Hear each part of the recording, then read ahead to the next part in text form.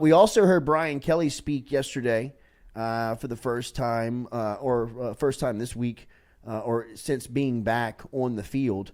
Now that classes have resumed, spring break is over, and LSU is back in spring football practice. And Kelly was speaking on a lot of things yesterday. I thought the most interesting takeaway was, and this is, kind of goes into where LSU is in the second spring under Kelly, was him talking about how many more players they have that are in shape, that are running faster, that are moving more weight. I believe he said they had 9 players that were clocked at over 20 miles an hour last week, when Real last speed. year at this time they only had 1.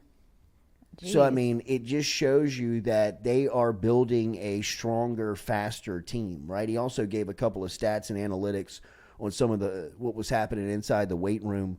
And, it's happening, right? I mean, it's all coming together. I mean, LSU is finally turning into that program that I think once you hired Brian Kelly, you believed you were getting over the next decade, and it's starting to happen here in year 2. Well, that's really what was missing, right? Yeah, just a consistency. Yeah. Right. I think that LSU's always had the blueprint. It's always had the formula. It's always had what it takes to be a consistent winner in college football. It's always had a chance to be a national contender year in, year out, but you could never find the right leadership to really keep it on track for a consistent amount of time. You could dip up, but you would dip down, then you would go up, then you would come back down. It was never really kind of a Final Four contender year in, year out, a tournament contender year in, year out. So now with Kelly, you can see it really starting to take shape. And as he mentioned, you still have 9 guys that are out that are a part of the 2 deep. Guys like Mason Smith. Guys like Armani Goodwin, guys like Deshaun Womack, who's probably billed as the top freshman in the class. If he's not, he's one of them. Well, they're all expected to be back and fully healthy by season, right? Yeah, all of them are expected to actually be back in midseason, in the off season for off season workouts. And Armani Goodwin is expected to be back.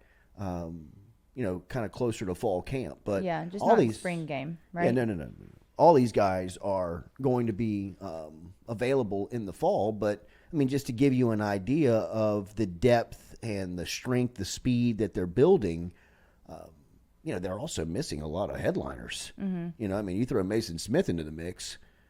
You throw Armani Goodwin into the mix. I mean, you even put a guy like Deshaun Womack out there, who, comes in as a 5-star type recruit who's expected to play very early on in his true freshman season. I mean, you're still talking about guys that are, sitting on the sidelines right now that are going to be contributors. I mean, high-end contributors. I mean, Mason Smith, I'm expecting the revenge tour on Smith to be just, I mean, he is pissed, I man. can't wait. Just seeing him a little bit around the building and talking to some people that are close to him, I mean, he's on a different level mentally. I think he's kind of, back to those days where he is starving.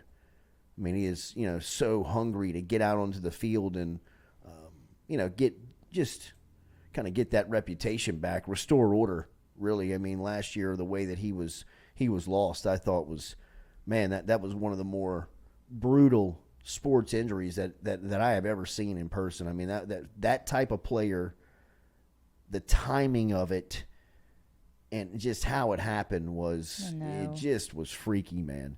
And then you heard Brian Kelly speaking on Denver Harris yesterday for the first time. I thought,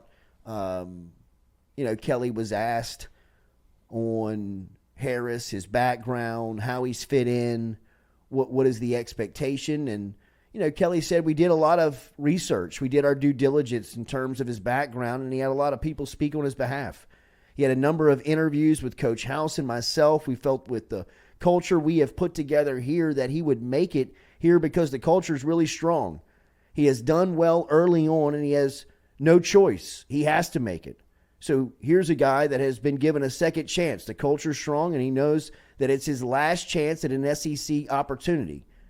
it was worth the risk, and so far, so good.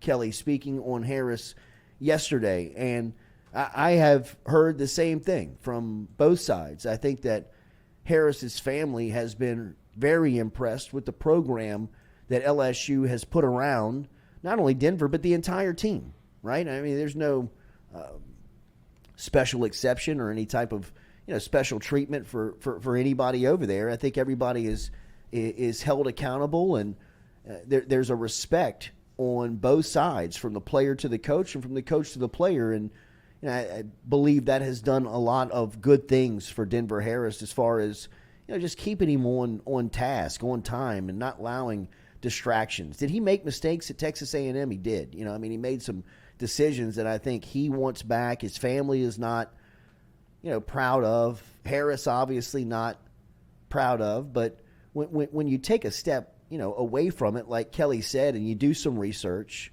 you talk to people, you listen to people, you find out the facts of what was going on, and then you get some background on just the culture that he was coming from, right? I mean, notice how many times Kelly mentions in a 40-second soundbite culture. And I know that culture, to a lot of people, some of it is BS, and a lot can be covered up by winning. But when you come in like Brian Kelly did to a place and take over in the state that LSU football was in the day that he stepped in, you had to rebuild that. You had to restore some type of belief and checks and balance system to keep everybody in line. There had to be something to buy into, and there had to be repercussions if you didn't step aboard. And that's what Kelly has created here in just a very short amount of time, and he's done it by keeping the respect of his players, right? I mean, there was one misconception, if I can come out and say that after a year of watching Kelly work, of a little bit over a year, and seeing him go into year two, if there was one thing that I was totally wrong about and had a misconception on how Kelly was going to handle and build the program, was I thought he was going to do it with a personality and an attitude that was very off-putting, that was very unapproachable, that was not accessible, when it has been completely the opposite of that. He has been extremely transparent. He's been, I think, fantastic with the media. His messaging seems to always hit and be on point.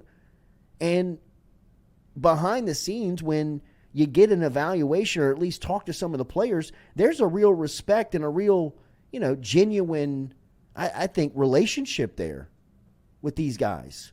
That when watching him at Notre Dame and seeing from afar and not having any type of, detailed information to make any judgment on, it just seemed that was his style, that it was just, kind of very rigid, and, a lot of red-faced and a lot of yelling and a lot of, getting in people's face, and, a lot of stuff that you just were like, wow, I didn't know you could still do that in the 2020s. I didn't know you could still lead like that. But since he's been in Baton Rouge, it has been anti that. I mean, I really and truly, I have not seen a peep of that. I've not even seen, like, on the sideline. I mean, I've seen some things with him and Jaden Daniels where he gets annoyed and aggravated during the games on, just kind of what the quarterback's seeing and the decision, ultimately what the quarterback made, kind of pisses him off, and he slams his play sheet, and he may, kind of see that red face that you saw a couple of times at Notre Dame. But, I mean, how many times did you watch a Notre Dame game and Brian Kelly just, like, fly off the handle? I mean, he would turn purple. I mean, getting into people's face. I mean, it was almost like he was challenging them to fight. I know. I don't know if you could get away with that in 2023. I don't know if you could really, like, get in somebody's face like that anymore, and, MF them and probably say something that, in the heat of the moment you'd like to have back. You probably have to be more careful of that here. But, I mean, I didn't know he could temper it down Yeah. so much where you don't even see it. I know. He does a great job with that. It's never even it's never even a threat. Right. Right? Like I don't even think that it's a totally different. Now, look, man, $100 million guaranteed can make you chill out. Yes, it can. You know? Yes, it but can. one thing that I think that we can't argue is whether the money has loosened him up from a personality standpoint. He still has his edge. Right. You know what I mean? Yeah. He still has his competitive edge, and for what he is, tasked to do, he looks ahead of schedule at LSU. So, it was good to hear from Kelly yesterday. Jacques will be here in a couple of minutes, and Jacques going to stop by in studio at 7:30. And Jacques asked him specifically about Emery Jones. And, Jacques and I a couple of weeks ago were kind of comparing stories and comparing notes to people that we were talking to, in and around the program of just what was happening in the offseason and some of the names that people were excited about or whether people were disappointed in. And Emery Jones's name comes up so many times throughout conversations when you just, kind of information seek LSU football with trusted sources and people that are connected to the program that it almost seems fake. It almost seems like they got together and were like, hey, look, if anybody ever asks about the program, just make sure we mention Emery. Because it's just – and then you hear Brian Kelly of what he said about him yesterday, right? I mean, I believe Jacques asked him kind of, what we were talking about of, hey, a lot of people mention Emery Jones when you ask what's going on over here. What's been your takeaway of it? I mean, he just goes into a 90-second answer that if you're related to Emery Jones, I know Emery's mom is so proud and is a great mother, and the family is so supportive of what Emery is accomplishing and has done up to this point, and playing as a freshman and what he does academically and how he handles himself off the field. And those are all the things that we knew when he was at Catholic High. That's what we knew when he came and sat in here a couple of times before he even reported to camp. It was, what we knew after he came in after the Mississippi State game when he made the open field tackle and special teams, right? I mean, it was, you've always known he's special, but to hear somebody like Brian Kelly speak of really the way that he's representing and handling himself inside the program is, the more you realize that Emery Jones and even Will Campbell, for that matter, they are extreme outliers in a very competitive sport. I don't know when the next time, I sure as can't think of when the last time, I don't ever think it has happened, of when LSU has gotten production so much on the field and the leadership that comes along with a guy like Emery Jones. I mean, what a just soothing, a source of being able to get a good night's sleep if you're a coach does Emery Jones give you, knowing that guy is on your roster and that he's going to be around. He's got to be around for this year and next, at least.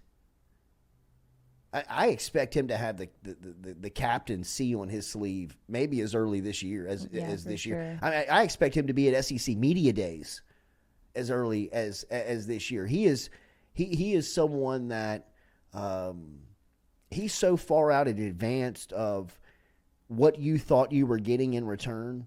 You know what I mean? Like, you think about what you get in return from Emery Jones. You get a starter on the offensive line. You get an all-league type performer. You get a freshman All-American type performer on the field. As Brian Kelly said yesterday, he's never been on a list.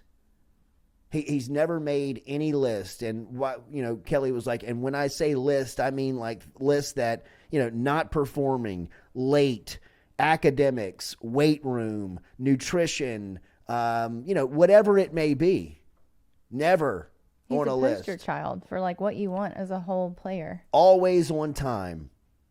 Always kind of first one up there. I think that, I was talking to Brad Davis, and we'll have those guys back in here after spring and get some updates on them. And I can't wait to talk to Brad Davis about what the experience was like in depth of coaching Emery Jones and Will Campbell for their freshman season. I'd imagine that's as probably good as it will get with those guys, because for the next 2 years, right, Brad Davis almost becomes, he's their coach, and he will still coach them hard and coach them up every single day. But now it really kind of turns into development.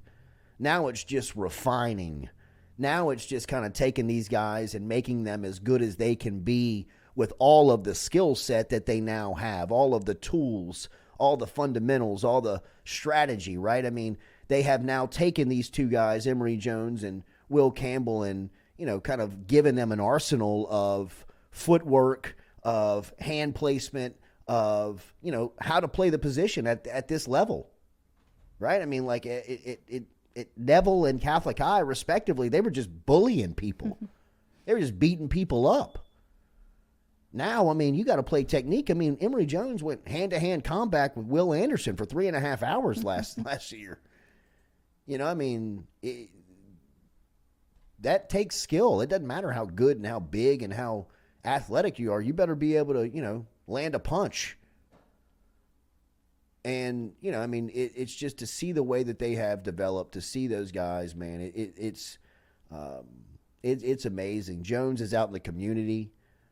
You know, he's got a great head on his shoulder. He's a great leader. But, you know, I mean, really, if you've ever talked to him, if you've ever heard him talk, if you ever met him, none of this is really surprising at all. No, he's super impressive. impressive. You could have met him at junior at Catholic High, and you said, this guy's going to be at SEC Media Days as a sophomore or a junior. He's going to be a captain of LSU. He's going to be a 3-year starter. He's going to be a first-round pick.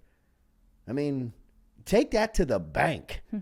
If Emery Jones stays healthy, and that would be the only thing that could knock him off course, he's a bona fide, he could be a top 10 pick. Really. I mean, he's not only is he a coach's dream, but once he gets to the professional level, he is ownership, general manager, front office, like just marketing. It's a class. I mean, like this is a poster child. Like Katie said, I mean, it's just you can't script him any better than this. You're saying he's not going to find himself in the wrong place at the wrong time? No, no.